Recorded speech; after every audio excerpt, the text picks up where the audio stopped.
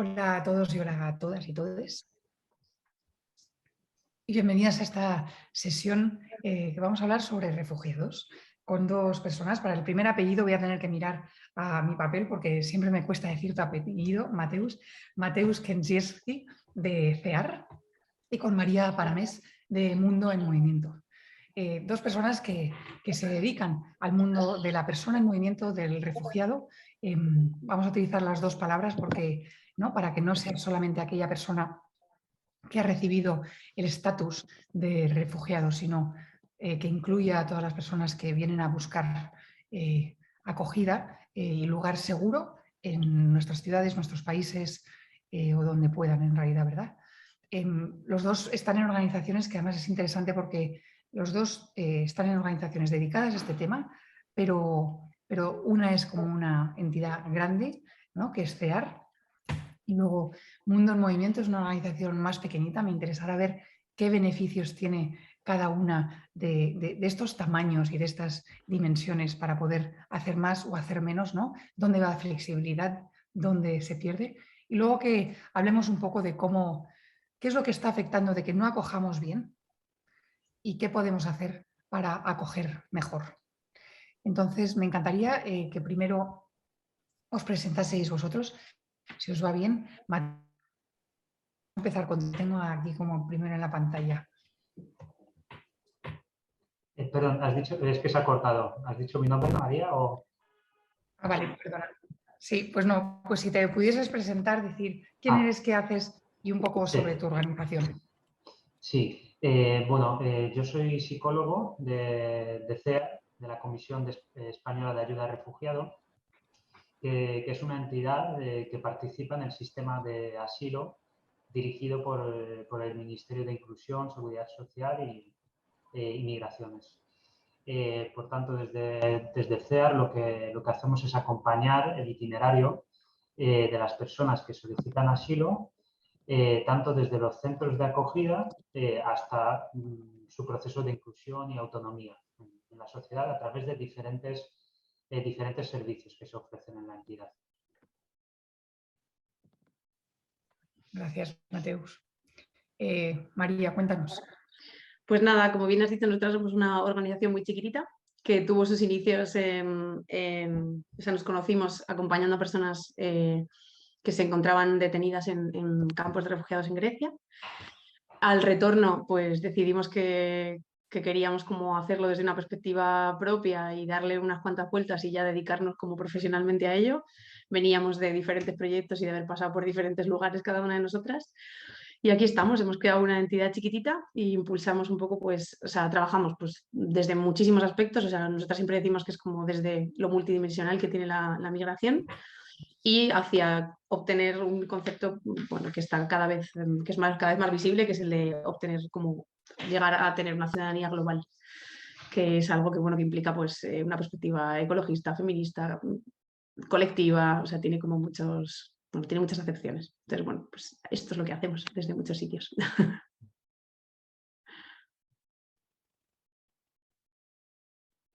Pequeño glitch, a ver si... Ahora. Sí, vamos a ir. Perdona, tengo que cambiar de red porque veía que os iba perdiendo. Entonces, perdonad, la última parte de lo que has dicho, María, me la he perdido. No sé si te has quedado en la parte de la ciudadanía global. ¿Te has quedado ahí? Porque no sé. No he llegado ahí. No vale. he llegado ni ahí. Vale, pues entonces, pues eso, que nosotras trabajamos en diferentes proyectos desde diferentes perspectivas, porque entendemos que la migración tiene como, o sea, es multidimensional, y por otro lado siempre vamos como hacia el impulso de una ciudadanía global, que es la que entendemos que es la que acoge como a todo el mundo, entiende la diversidad, la entiende desde una perspectiva de género, la entiende también desde una perspectiva ecologista y sobre todo que pone como en el centro el valor de lo colectivo. Eso es un poco a lo que nos dedicamos. María. Me encantaría saber por qué cada uno de vosotros habéis llegado a esto, ¿no? Porque, ¿qué es lo que os movió a enfocar vuestra energía, con vuestros conocimientos hacia este colectivo específico? Vamos a empezar contigo, María.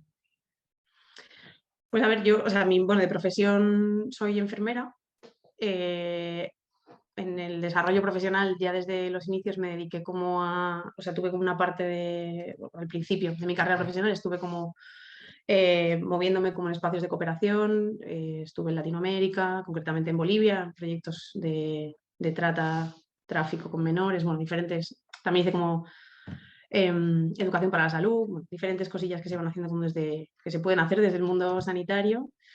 Y poquito a poco pues me fui como acercando a la perspectiva migratoria, porque al final, bueno, pues desde salud observamos como muchas barbaridades, ¿no? En las puertas de urgencias de ciudades grandes. Yo soy madrileña, entonces, bueno, pues en las ciudades grandes también vemos muchas cosas que pasan en las puertas de urgencias y dándole muchas vueltas a desde dónde se podía hacer más o dónde sentíamos, yo por lo menos sentía que la enfermería podía poner algún tipo de apoyo distinto, pues me empecé a cuestionar como dónde poner mi tiempo y mis manos y fue como, bueno, pues por un lado puedo estar o en un hospital local haciendo ese trabajo tan duro que siguen haciendo muchas compañeras y que es como súper necesario.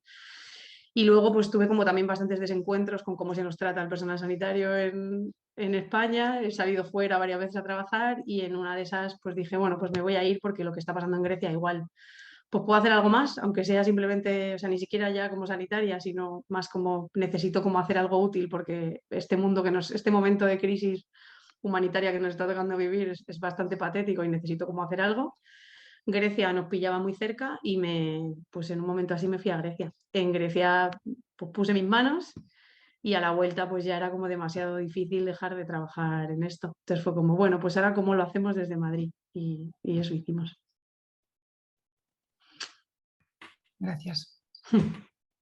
Mateus, ¿tú cómo llegaste a esto? Sí. Bueno, yo tengo por un lado una parte personal, ¿no? de ser también yo mismo migrante en España. Yo llegué de pequeño, desde Polonia, y bueno, esa experiencia, esa vivencia de ser un adolescente que ya entiende un poco la realidad y también nota grandes diferencias, ¿no? entre su propia cultura y la cultura de acogida, ¿no? Luego, pues también a través de los viajes que hice, ¿no? Tuve contacto con refugiados tibetanos, luego en los campamentos saharauis, también estuve en Grecia viendo esa realidad y al volver quería implicarme un poco también en este tema, ¿no? A través del voluntariado, el activismo en incidencia en CEAR. Y después pues surgió la oportunidad de poder trabajar, ¿no? en esta perspectiva, ¿no? Me fui formando más en trauma y fui un poco pues empezando a especializarme más un poco en este campo, ¿no? Viendo también, pues como decía, ¿no? Una parte que yo entendía también un poco como migrante, pero un migrante no dejó de ser privilegiado porque soy europeo, ¿no? Veía también esas injusticias, ¿no? Y ese drama de esas fronteras que matan, ¿no? Y eso es lo que como que me impulsaba, ¿no? a trabajar en este campo, ¿no? Y es duro, ¿no? Como tú lo decías, María, en su momento, ¿no? Porque ves las tragedias, ¿no? Pero ves también historias de superación, ¿no? Y acompañas y sientes que estás en una parte del cambio, ¿no? Aunque sea pequeño, ¿no? Que sea paso a paso, entonces es lo que nos impulsa un poco, ¿no? Es interesante que digas esto porque este mes, a medida que hemos estado metiéndonos más en todo este mundo, me estaba dando cuenta que casi que la palabra refugiados, a los que no lo somos, a los que vivimos en las sociedades, casi nos protege emocionalmente, como que nos separa.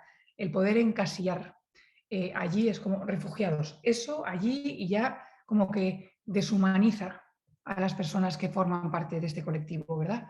Y es un poquito en lo que estás entrando.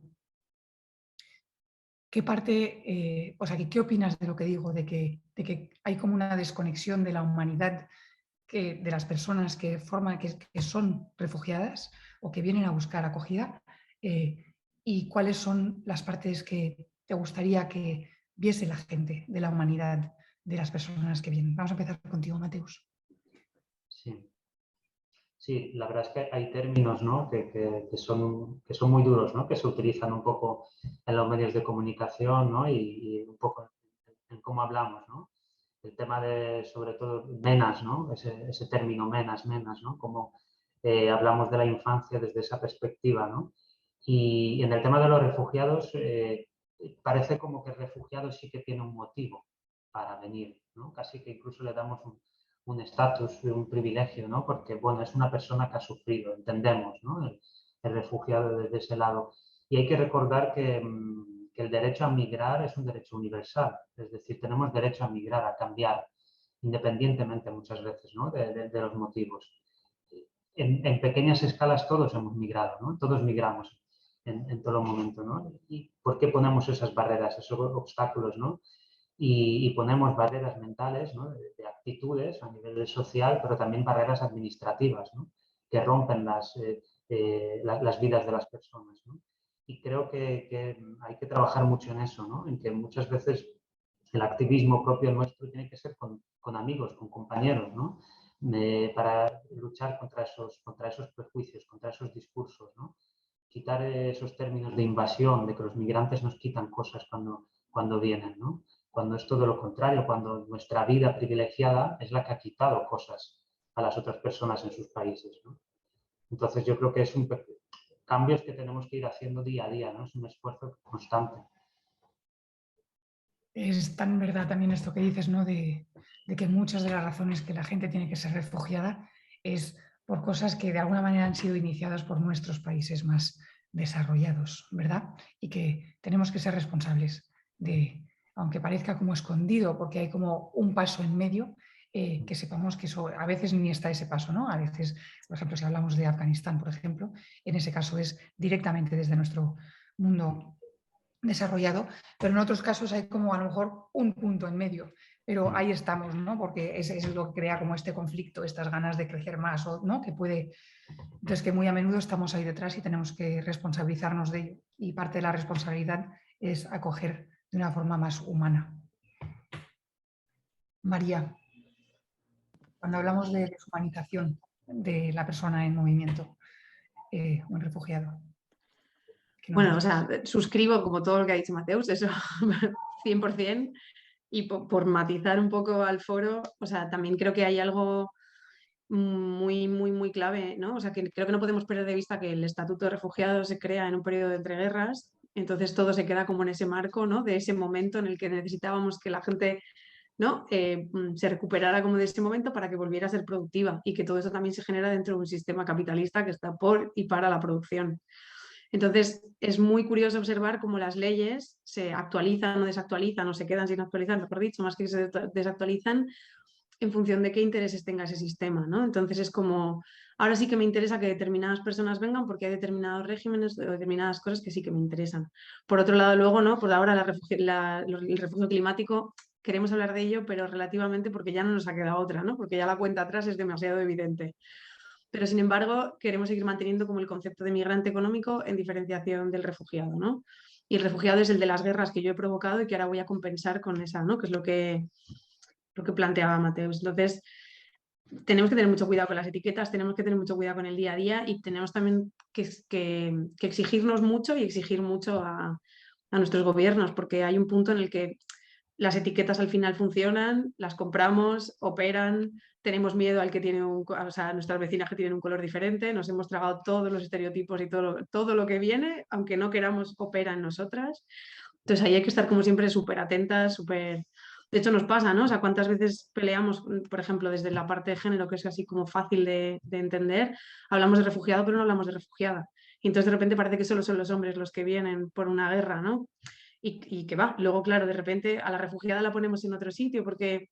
Entonces, bueno, son todas estas cosas que son inevitables porque estamos en un sistema que tiene muy claro cómo quiere contarnos la historia, y entonces tenemos que, para mí es una cuestión como de ponerte muchas alertas, estar muy atenta y sobre todo no sentirte diferente, ni a nivel de derechos, ni como ser humano, ni de ninguna manera con aquel al que tienes enfrente. O sea, creo que el objetivo es ese, que no haya diferencias y que esas etiquetas no operen, para que la deshumanización no funcione.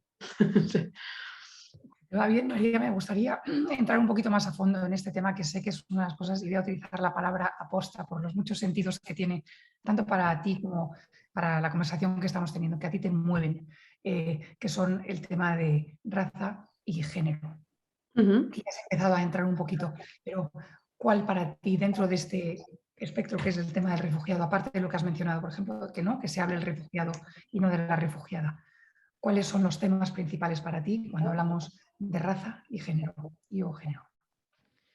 O sea, creo que más que un tema principal, o sea, creo que la cuestión es que, o sea, la construcción del ser humano, precisamente dentro de ese sistema, tiene que responder como a determinadas, o sea, es como es tratar como un poco el concepto de interseccionalidad, que es verdad que es una cosa muy teórica, pero que también es una cosa muy real, ¿no? O sea, no es lo mismo que yo sea mujer blanca, europea, española, que yo sea mujer blanca, europea, alemana, que yo sea mujer blanca, o sea, mujer racializada, nacida en Europa, con nacionalidad de cualquiera de los países europeos.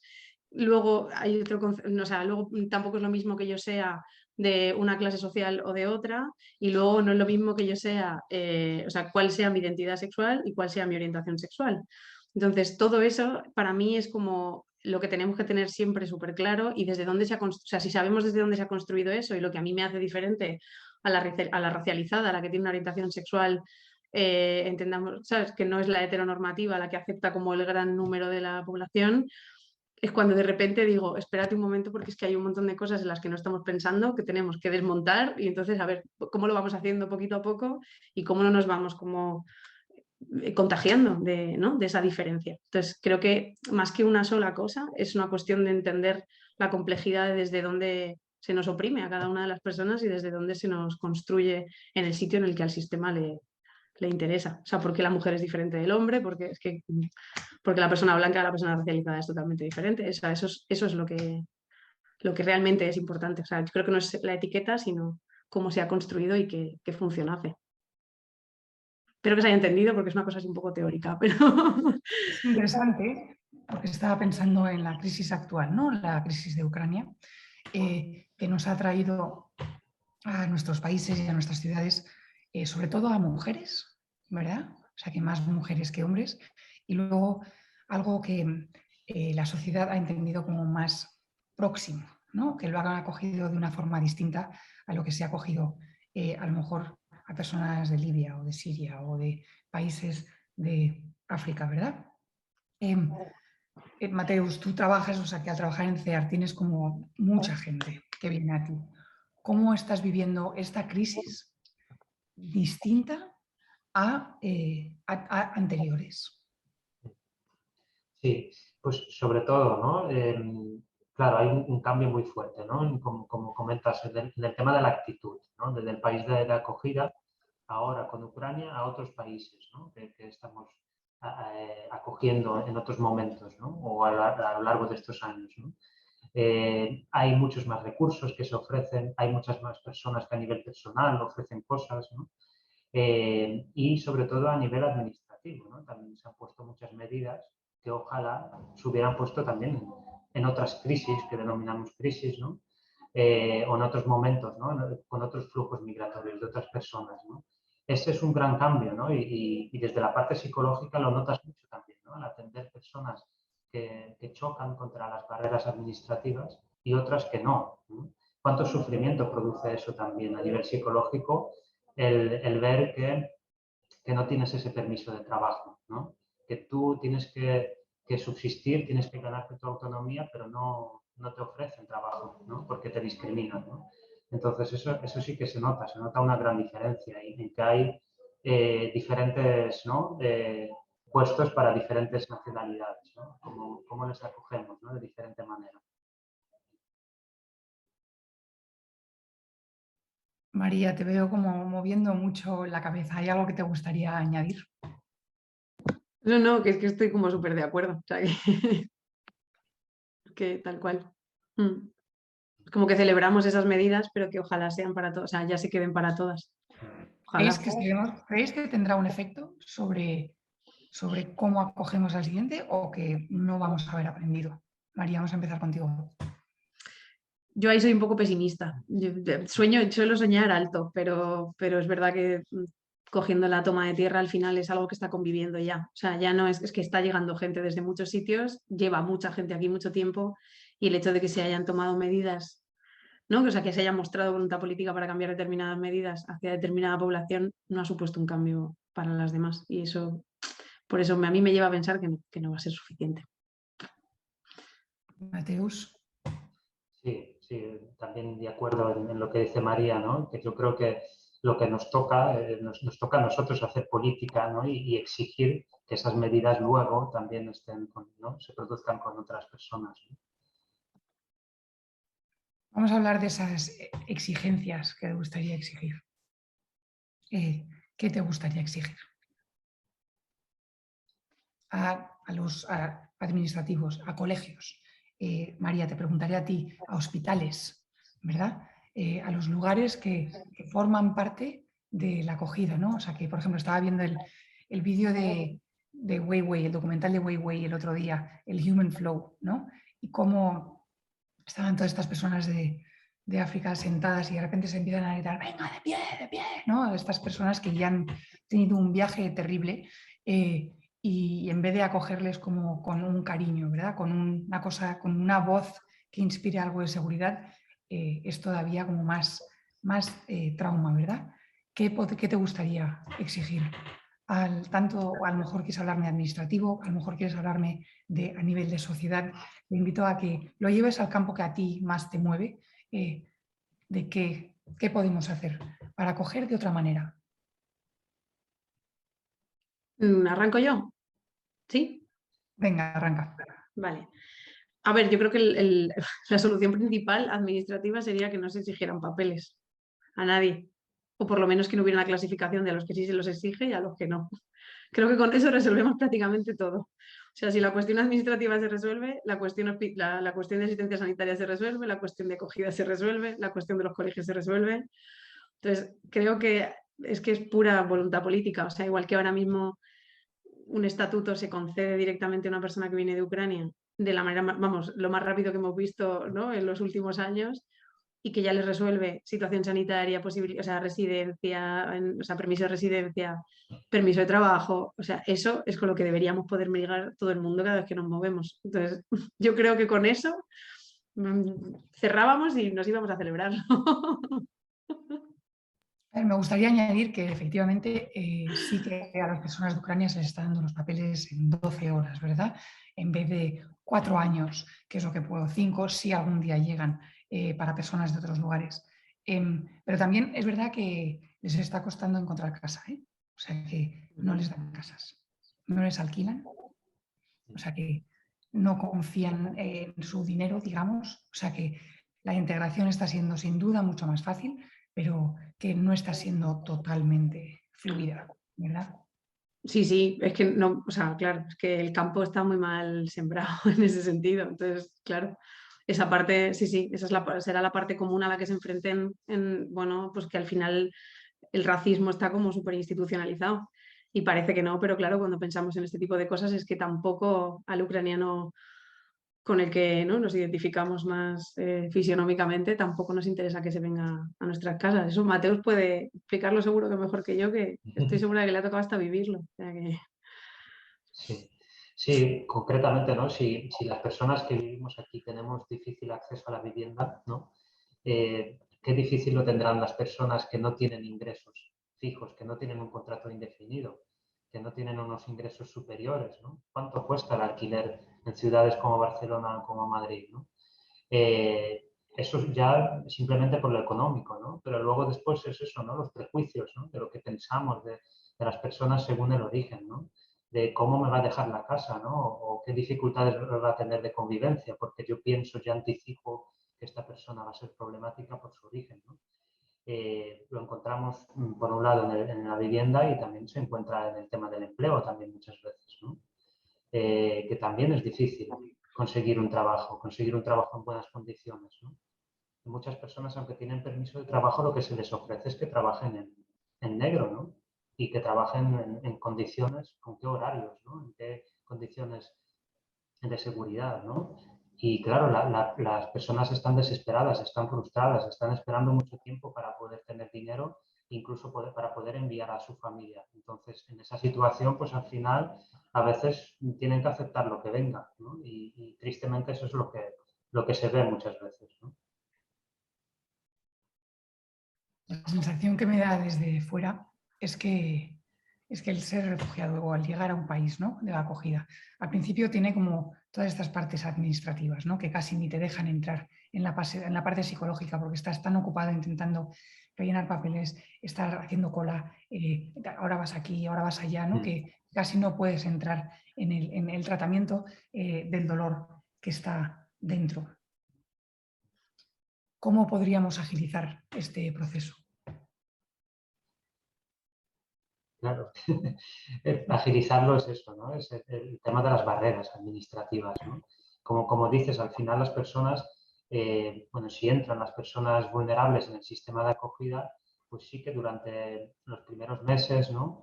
Tienen cubiertas las necesidades básicas. Y es en ese momento cuando empiezan a aterrizar, ¿no? Y empiezan a permitirse un poco quitar esos mecanismos de defensa, ¿no? Que les permiten sobrevivir, y es ahí cuando es posible, pues, la intervención psicológica. Pero cuando la persona lucha por la supervivencia, cuando hay personas que nos cuentan, ¿no? Que llevan años haciendo el trayecto en África, las personas recorren desiertos, ¿no? Y ahí no se encuentran tan mal como se encuentran aquí, porque ahí han tenido que sobrevivir, ¿no? Cuando llegan aquí es cuando de repente cae todo el peso, ¿no? Y también se encuentran en que el sueño de Europa no es como se lo han vendido, ¿no? Que Europa también es cruel dentro, ¿no? Y que también hay muchas barreras y que hay muchas dificultades, ¿no? Y que, como decía antes, ¿no? Te encuentras el sufrimiento producido por el entorno de aquí, ¿no? Porque la inclusión no es tan fácil.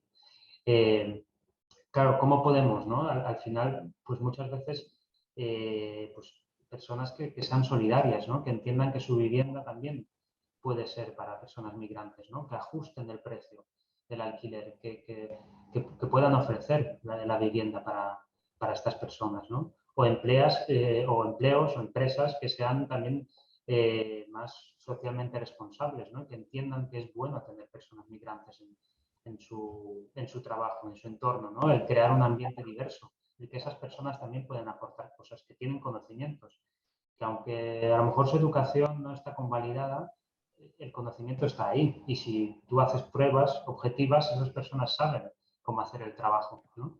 Y que pueden hacerlo muy bien. Entonces, muchas veces es eso, es el establecer mecanismos de inserción, ¿no? de acompañar ese proceso para que las personas puedan también tener los mismos derechos como tenemos los demás, ¿no? Hay la sensación, ¿no? Como que cuando la gente llega, tenemos una expectativa de que se van a adaptar totalmente a nosotros sin nosotros tener que hacer nada para adaptarnos a ellos. María, sé que este es un tema que a ti te va a mover. ¿Qué opinas de esto? O sea, ¿cómo debería funcionar esto? Bueno, pues remitiendo como un poco a lo que planteaba antes, es como también aceptar a cada una como es y lo que ha vivido y lo que trae. O sea, ¿no? Entonces, como siempre, creo que hay muchas cosas en el sentido que tenemos que romper como sociedades, ¿no? Que no hay una única persona, ni una única forma de ser, ni única, ¿no? O sea, dejemos... Yo a veces tengo la sensación de que vivimos constantemente validando o invalidando las vidas ajenas, única y exclusivamente desde nuestras perspectivas, ¿no? O sea, como...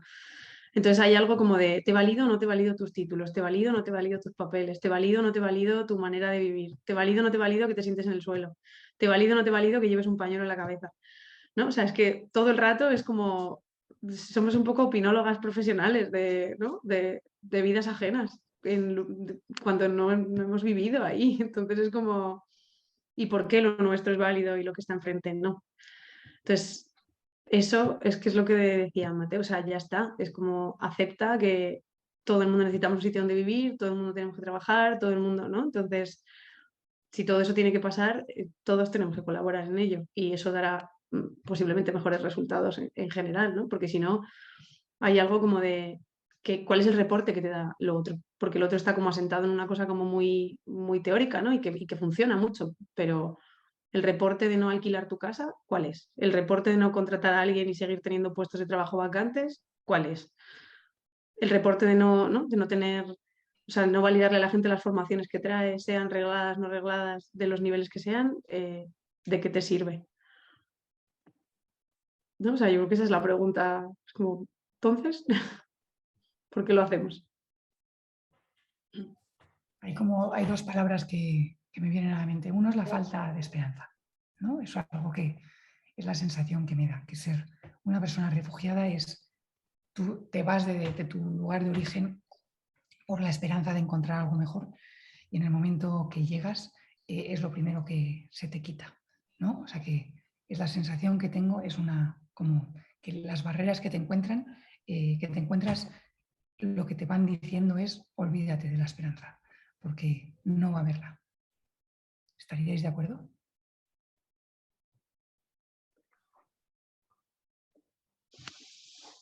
Es un punto muy, muy fuerte, ¿no? Para decir que no hay esperanza, ¿no? Yo creo que a pesar de todo, ¿no? A pesar de los obstáculos, las personas encuentran, ¿no? Encuentran puntos de esperanza, ¿no? Y se encuentran con personas que les tratan como iguales, ¿no? Y ven que hay oportunidades, ven que, que hay profesionales que les atienden y que tratan de comprenderles, de escucharles, ¿no? De animarles, de buscar esas oportunidades, ¿no? Encuentran esa esperanza al final, las personas que acogemos también, ¿no? Agradecen muchas veces la seguridad de andar por la calle y no encontrarse con violencia, ¿no? Encuentran esperanza en algunas cosas, en las diferencias de sus países, ¿no? Aunque echan de menos algunas cosas, ¿no? Y echan de menos sobre todo, ¿no? De la familia, personas especiales para ellos, pero también agradecen muchas cosas de aquí, de encontrarse aquí. O sea que sí que crees, o sea que cuando hablaba también de esperanza es como de la posibilidad de crear una vida nueva, con sentido. Sí, sí. Muchas veces al final el camino pasa por entender que a lo mejor son años, ¿no? Hasta poder conseguir cosas, ¿no? Tristemente, como que tienes que superar barreras de años para al final conseguir cosas que tú te planteabas, ¿no? En tu proyecto migratorio, ¿no? Y creo que eso es lo que al final hace ¿no? Que las personas continúen, ¿no? Y el otro, ¿quieres decir algo? ¿Quieres añadir algo, María? Sí, estaba reflexionando, escuchando y reflexionando a la vez. Creo que esperanza como sí es como un concepto un poco trampa, ¿no? Porque es una emoción que es como muy humana y que también nos hace como, ¿no? Y cuando pierdes todo eso, pues te paras, ¿no? Entonces es lo que nos permite como seguir en movimiento. Entonces yo en lo que tengo esperanza, más bien, es que la posibilidad de cambio existe, porque es una cuestión de voluntad política y justo, ¿no? Ucrania nos lo ha como demostrado, ¿no? En la política europea. Entonces, si es posible, pensemos de qué manera hacemos, o sea, cumplimos con la esperanza que tenemos, ¿no? Entonces, creo que el organizarnos, exigir, plantear, ¿no? Y decir, oye, esto si funciona para unas, funciona para todas, a mí es lo que me devuelve como la esperanza, porque al final es una, o sea, no es una cuestión de esperanza o no, porque no es algo como etéreo, sino que es algo posible y que depende de una voluntad política y la voluntad política se cambia. Y cuando las sociedades demuestran que no están de acuerdo con la voluntad política de su gobierno, las cosas cambian.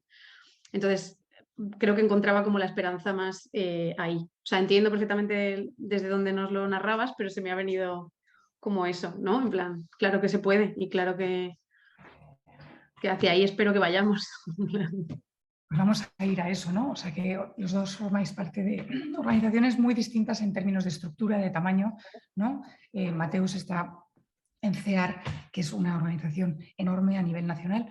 María está en Mundo en Movimiento, que es una organización pequeñita.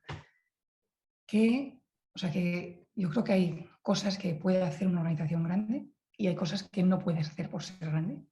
Y hay cosas que puede hacer una organización pequeñita y hay cosas que no puede hacer por ser pequeñita. ¿Qué os pediríais el uno al otro?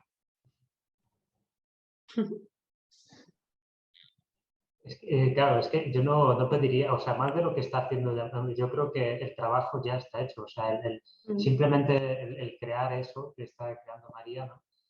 ya es algo que hay que agradecer, ¿no? Yo creo que los cambios los pedimos hacia el sistema, ¿no? Hacia la sociedad, hacia la política, ¿no? Más bien. Me cuesta mucho pedir algo fuera, ¿no? Sí, ¿qué movilidad, flexibilidad te puede dar una organización pequeña que tú desde CEAR te sientes más bloqueado por la estructura de esta cosa tan grande? Es a lo que me refiero. O sea que entonces, ¿cómo? ¿No? Porque me acuerdo, hay una frase de María, nos enfocamos en aquello a los que los demás no llegan, ¿no? Y entonces, ¿cómo podéis ayudaros el uno al otro. O sea, que ¿en qué no puede llegar María, pero podría llegar a una organización como CEAR? ¿Y en qué puede llegar María por su flexibilidad de movimiento más pequeñita que no puede llegar CEAR, ¿no? Entonces, ¿cómo os podéis ir? ¿Qué pediría la organización grande a la pequeña y la pequeña a la grande? Sí, yo diría desde CEAR, ¿no? O sea, al final estamos muy sujetos a la normativa, ¿no? Y a unas ayudas que están estipuladas para todos por igual, ¿no? Y luego lo que te das cuenta en el día a día que las personas son muy diferentes y tienen muy diferentes necesidades, ¿no? Y tenemos muchos servicios, ¿no? Y tenemos muchos profesionales y puede ser una gran ventaja, ¿no? De que al final también estamos especializados, podemos llegar a muchos sitios y podemos acompañar desde diferentes aspectos, ¿no? Desde la abogada, desde el psicólogo, desde el técnico de empleo, el técnico de idioma, ¿no? Pero a veces las personas pues necesitan también pues diferentes, ¿no? Diferentes acompañamientos y más a nivel comunitario hay mucha más flexibilidad. Se llegan a muchos más aspectos más del día a día, a lo mejor más cotidianos, más informales, que eso desde CEAR a lo mejor muchas veces no conseguimos llegar, ¿no? Gracias, María. Claro, yo es que creo que, o sea, volviendo como un poco a lo de antes, o sea, cuando tienes que pensar en una ayuda masiva, ¿no? Y que te viene además condicionada porque es una ayuda que te ofrece económicamente un gobierno y que tiene que ir muy en la línea de lo que el propio gobierno, ¿no? O sea, de la propia ley europea que viene dictada y que dice, para este sí, para este no, claro que estás encorsetado, o sea, por supuesto, pero es que también hay un punto en el que no puedo, o sea, entonces, ¿qué hacemos? No hacemos nada.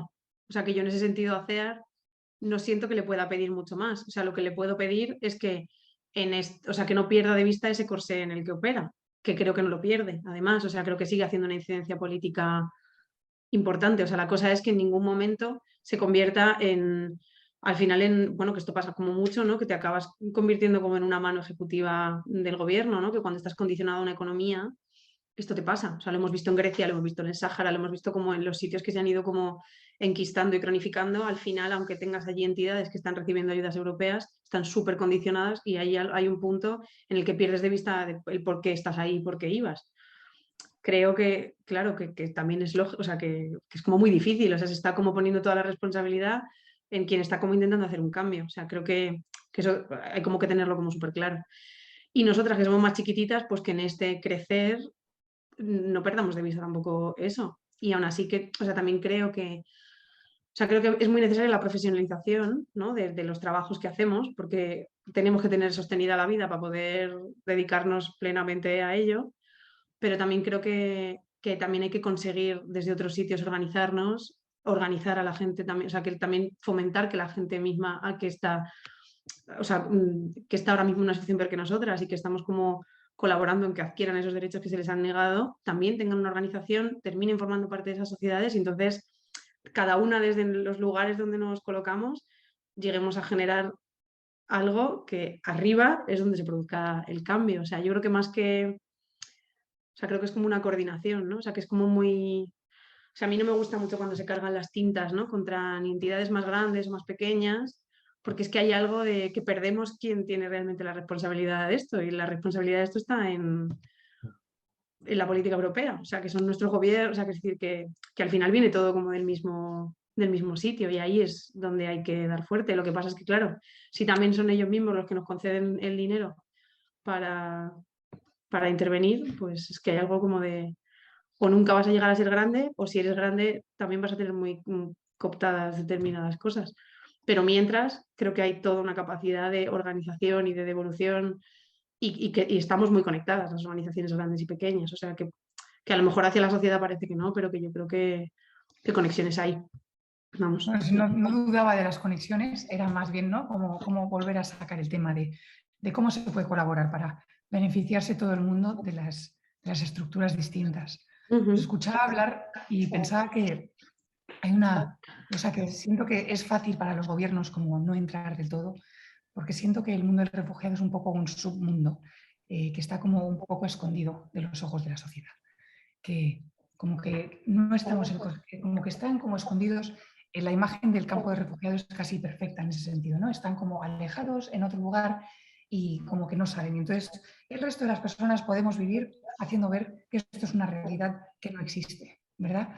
Y pienso que quizás si la gente estuviese más consciente, si supiésemos más, si fuese más parte de nuestra vida, que entonces sería imposible para los gobiernos de no hablar de ello, porque sería una realidad para todos. Pero siento que ahora es una realidad, obviamente, para los refugiados y para las personas que se dedican a apoyar a las personas refugiadas. Pero que el resto del mundo como que puede vivir, ¿sabéis? Como los caballos en los toros, haciendo ver que eso no existe. ¿Cómo podríamos hacer para quitar esto? Y que sí que se vuelva algo, porque al final es un problema de todos, es un tema de todos y es una necesidad de todos, ¿verdad? Porque forman parte de nuestra sociedad. ¿Cómo podemos hacer para abrir los ojos y que se vuelva no solamente una preocupación de las entidades que os ocupáis de esto, pero una preocupación y algo que vemos todos? Sí, si queréis empiezo yo. A mí lo que me surge un poco la reflexión es que quizás hay que ir más allá de las cifras, ¿no? Que muchas veces es esto, ¿no? Que en las noticias y el mensaje que nos transmiten es muchas veces pues, las llegadas masivas, ¿no? Cuántos millones han salido y no vamos a las historias, ¿no? No vamos a lo particular, a que podamos conectar con esa humanidad que comentabas, María, ¿no? Que tenemos que ver, que son personas, ¿no? Que no son números. Y que empecemos a ver que esa realidad más desde esas historias de las personas de lo que han tenido que vivir y que podamos empatizar y que podamos intentar hacer el cambio en nuestra sociedad a través de eso. Si no, pues al final lo tomamos con distancia, son cifras, son números. No, no existen para mí, ¿no? Es algo muy frío para mí. Sí, claro, es que eso, detrás de las cifras puedes esconderlo como absolutamente todo y sobre todo en sociedades en las que ya nos impactan pocas cosas. O sea, hay algo como de, ¿no? Hemos visto, bueno, las últimas imágenes de la guerra son terribles, hemos visto guerras años antes con imágenes, ¿no? De mutilaciones. Vemos a la gente ahogarse en el Mediterráneo día sí, día también, y si no quieres, pues cambias de canal y ya está, o no abres esa cuenta de Twitter o lo que sea. O sea, que es que también hay un trabajo muy gordo de rehumanización de la sociedad, que igual ahí es donde, ¿no? Porque, o sea, yo creo que no tiene que ver con tenerlo más cerca o más lejos. O sea, tenemos, o sea, yo vivo aquí en Madrid, vivo en Vallecas, unas paradas de metro más arriba de la mía, en Villa de Vallecas, tenemos un campo, ¿no? O sea, es un recurso de emergencia, pero es totalmente, o sea, a mí me recuerda muchísimo a los containers que se pusieron en el campo de refugiados en el que yo estuve, cuando se sustituyeron las tiendas por esos containers. Y es al final como un campo dentro de una ciudad, que es una cosa como que a nadie se nos imagina, ¿no? Que vaya a haber algo así. Claro, las condiciones climáticas, las condiciones, ¿no? De acceso a agua, no sé qué, están como mucho más resueltas porque sucede dentro de una ciudad como Madrid, pero es que te vas otro poquito más para allá y tienes a la Cañada Real sin luz, sin agua, sin nada de nada, con un montón de personas migrantes que nadie se ha parado a preguntar cuál es la cuestión, ¿no? Que podría devolverles sus derechos y todo lo que se les está vetando. Y lleva existiendo en Madrid años y años, ¿no? Hemos tenido todas las barriadas, hemos tenido, o los barrios, no sé, o sea, problemas, ¿no? Con, no sé, tenemos Lavapiés, un barrio que ahora se está poniendo de moda, lleno de un montón de población migrante, que lo que se hace es como, ya no quiero mirar para ello, hago un poquito de limpieza, subo alquileres, retiro a la gente de ese sitio y entonces yo esta realidad ya no la estoy viendo. Entonces hay algo para mí también de apelar a que todo el mundo se rehumanice en la medida de lo posible y se dé cuenta de lo que está negando, porque hoy son, o sea, como que está de moda excluir a estas etiquetas, pero ¿quién te dice a ti que mañana no se te vaya a excluir a ti? ¿No? O sea, aunque sea simplemente desde ese egoísmo tan terrorífico, pero que hay algo como de, ¿no? O sea, esa parte me parece como esencial, entender que detrás de esas cifras hay personas y aparte como todo esto, no mirar para otro lado, no ignorarlo o cambiarlo para que no moleste. Esta frase de Arundhati Roy que dice: no existen las personas sin voz.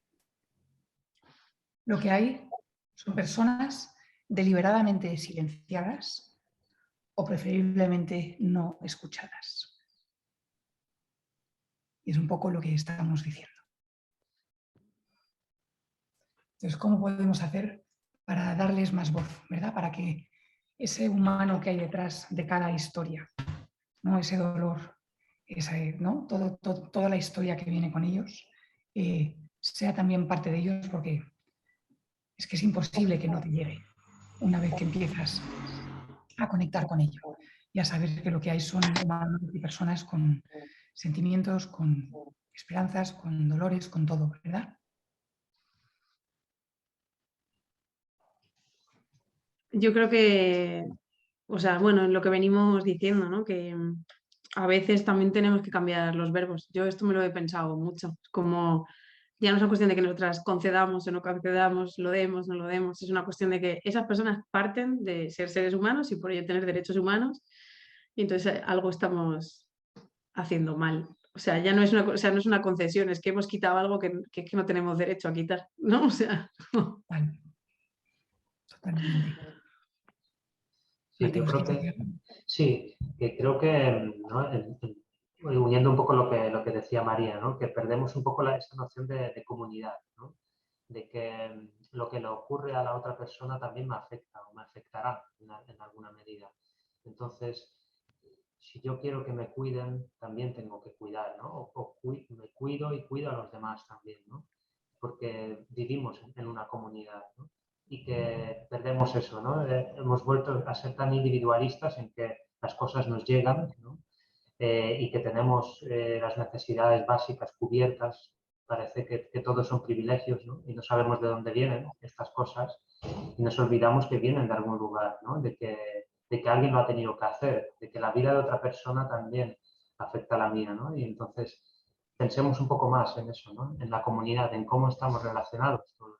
Si nos fijamos en esa relación, quizás empecemos también a ver al otro como un igual, ¿no? Y no como alguien diferente que ahí viene, ¿no? O que viene a mi barrio y invade mi barrio, ¿no? Ya ocupa los mismos espacios que ocupo yo, ¿no? Muchísimas gracias a los dos.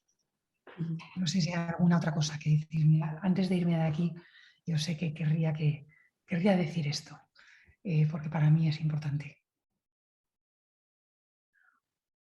no sé, yo es que creo que, bueno, que hemos dicho muchas cosas. Creo que ha salido, ¿no? O sea, que yo no sé, no se me ocurre así nada que añadir, más que las gracias, que un buen rato, la verdad. Mateo, ¿hay algo que te gustaría añadir?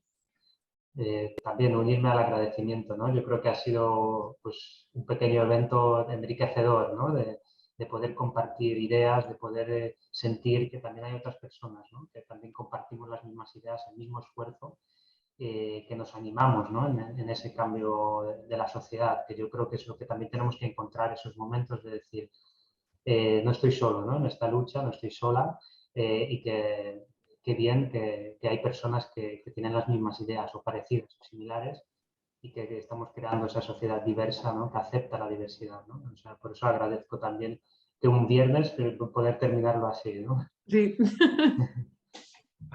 Yo agradezco muchísimo a los dos haber estado aquí. Agradezco a Cándida, que anda por aquí también rondando, el haberlo organizado. Gracias por lo que habéis aportado, por la humanidad que le ofrecéis a esta gente que necesita tanto, ¿verdad? Tanta humanidad y tanto ser vistos, reconocidos y devueltos los derechos que son su derecho. Muchas gracias. Y Pues muchísimas gracias gracias. en directo o en diferido. Y gracias por unirnos a Radica para este